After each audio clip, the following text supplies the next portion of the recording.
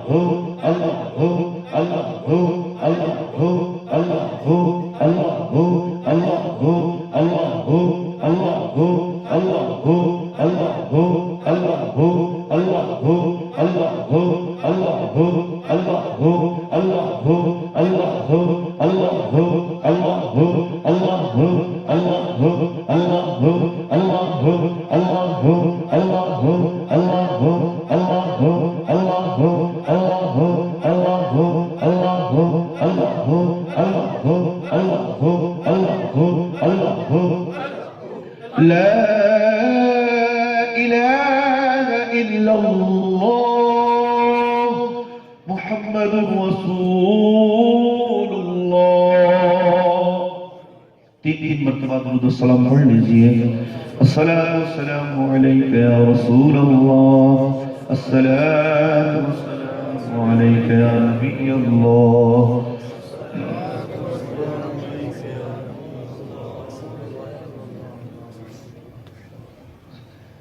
الحمدللہ رب العالمین والصلاة والسلام علی سید المرسلین. اللهم صل على سيدنا ومولانا محمد وبارك وسلم عليه. ربنا آتنا في الدنيا حسنة وفي الآخرة حسنة وقنا عذاب النار وقنا عذاب القبر وقنا عذاب الحشر وقنا عذاب الميزان. يا حنان يا منان يا سبحان يا ديان يا ذا الجلال والإكرام. اے ہماری کریم پروردگار، یا اللہ یا رحمان یا رحیم، اے اللہ آج ہم نے تیرے حبیب علیہ السلام کے عاشق صادق، سچے عاشق رسول صلی اللہ تعالی علیہ وسلم ورحمت اللہ علیہ کہ اللہ مختصر ذکر خیر کیا ہے. اللہ ہماری کاوشوں کو بطور خراج کے طور پر الہی اس عاشق ماہ رسالت کی روح کو تحفہ پیش کرتے ہیں، قبول فرما.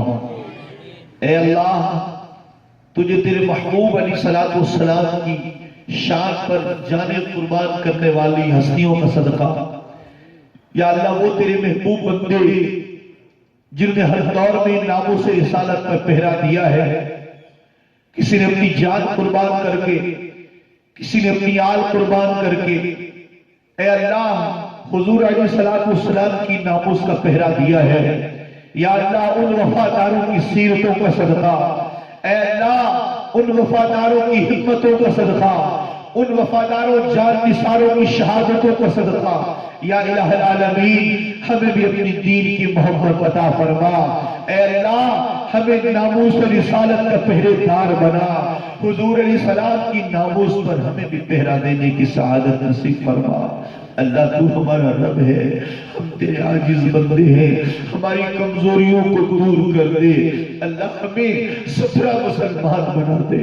اے اللہ ہمیں کام کا مسلمان بنا دے، ہمیں کردار والا مسلمان بنا دے، عملاً بھی سچا بنا، قولاً بھی سچا بنا، فعلاً بھی سچا بنا. گفتار کا بھی غازی ہے تو اے اللہ کردار کا بھی غازی بنا. اے الہ العالمین ہمیں میدان عمل کا غازی بنا، الہ العالمین سچا عاشق رسول بنا، تقوی کی دولت عطا فرما، عشق حبیب کا نور عطا فرما، الہی ہم سب کو نمازی بنا، ہم سب کو اے اللہ دیندار بنا، قرآن کریم فرقان حمید کی تلاوت کرنے والا بنا، الہی ہمیں حضور کا با وفا امتی بنا دے، حضور علیہ السلام کے در سے وفا کا نور عطا فرما، الہ العالمین تیری بارگاہ میں دعا کرتے ہیں غازی ممتاز قادری کی قبر کو جنت کا باغ بنا، الہی اس کی روح کو علیین کا مقام عطا فرما، اے رب قدیر ان کے اہل خانہ کی مغفرت فرما، اے اللہ ان کے بچے کو حقیقت میں ویسا بنا جیسا وہ چاہتے تھے، اللہ ان کی چاہت یہی ہے ان کا بیٹا حافظ قرآن بنے، عالم باعمل بنے، الہی اپنے محبوب کا صدقہ اس کے بیٹے کو بے شک اے اللہ ان کی خوابوں کی تعبیر ہی بنانا، اے اللہ ان کے گھر والوں پر رحمت فرما، ان کے گھر والوں کی بھی مغفرت فرما، ان کو مزید عشق حبیب کی دولت عطا فرما، الہی عالم اسلام کی خیر فرما، عالم اسلام کے مسلمانوں کی خیر فرما، اسلام کا بول بالا فرما، اے اللہ کفر و شیطان کا منہ کالا فرما، ہمارے ملک پاکستان کو استحکام عطا فرما، الہی ملعونوں کے ناپاک ارادوں سے ہمارے وطن کی مٹی کی بھی حفاظت فرما، ہم سب کو اپنے وطن کا وفادار اے اللہ ایک باسی بنا، اے اللہ ہمیں اپنے وطن کی بھی حفاظت کرنے کا جذبہ عطا فرما، بالخصوص تیری بارگاہ میں دعا ہے اے اللہ غازی ممتاز قادری کی روح کو چین عطا فرما، حضور علیہ السلام کے جلووں کا نور عطا فرما، ان کے صدقے میں صاحب دعوت کے اے اللہ صاحب خانہ کی جان میں، ایمان میں، عشق میں، عمل میں خوب برکتیں فرما، اس گھر کی بھی خیر فرما، اس گھر کے گھر والوں کی بھی خیر فرما، الہی یہ ساری دعائیں ہم سب کے حق میں بھی قبول فرما، ببرکتہ ان اللہ ملائکتہ یصلون علی النبی یا ایھا الذین آمنوا صلوا علیہ وسلموا تسلیما، اللہم صلی علی سیدنا مولانا محمد وبارک وسلم، جب ہمیں واپسی ہوئی یا اللہ لبر لا الہ الا اللہ لا الہ الا اللہ لا الہ الا اللہ محمد رسول اللہ۔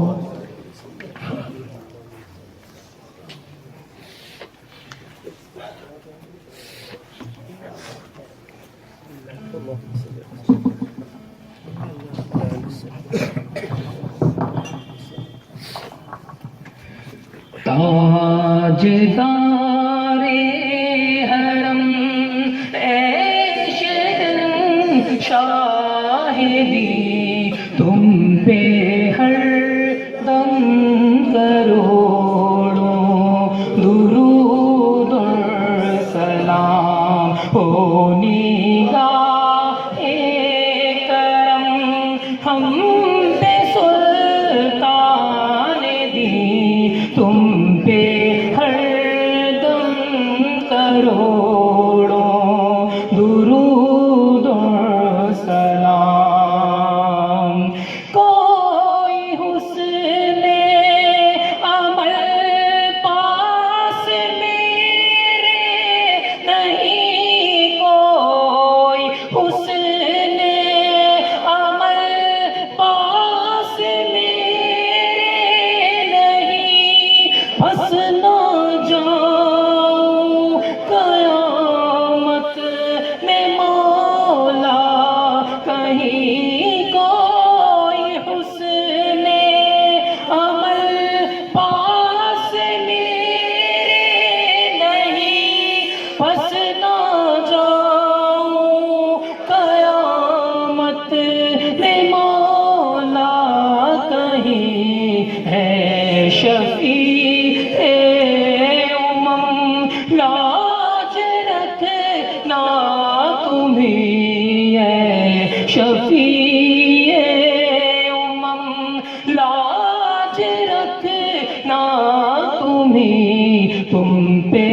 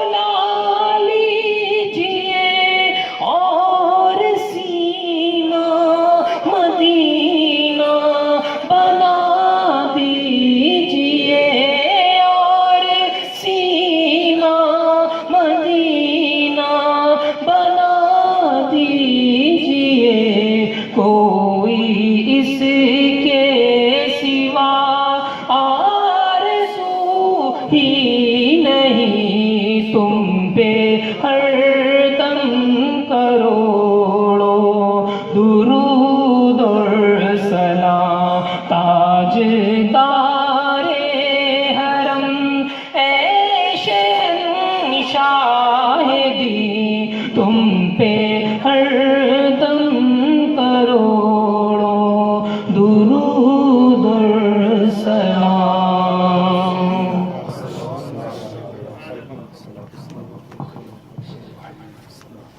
أعوذ بالله من الشيطان الرجيم.